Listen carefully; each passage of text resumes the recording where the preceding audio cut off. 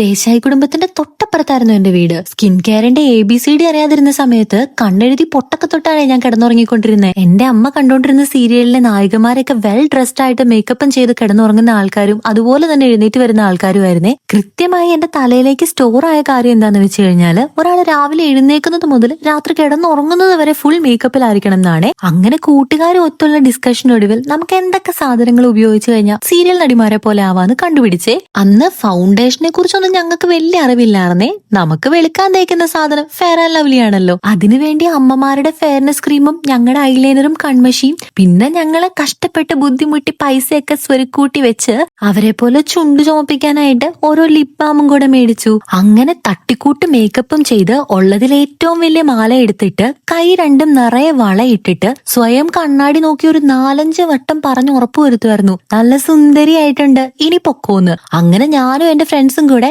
സ്വയം സുന്ദരികളെന്ന് വിചാരിച്ച് റോഡ് മുതൽ ക്ലാസ് വരെ വലിയ സ്റ്റൈലായിട്ട് അങ്ങ് നടന്നു പോകുമായിരുന്നേ. ഞങ്ങളുടെ ആ ഇരുത്തവും നടത്തവും ഒക്കെ കാണുമ്പോഴത്തേക്കും ടീച്ചർമാര് വരെ ഞങ്ങൾ പലവട്ടം മഹിളാമണികൾ സംബോധന ചെയ്തിട്ടുണ്ടേ. വലിയ താമസമൊന്നും വന്നില്ല.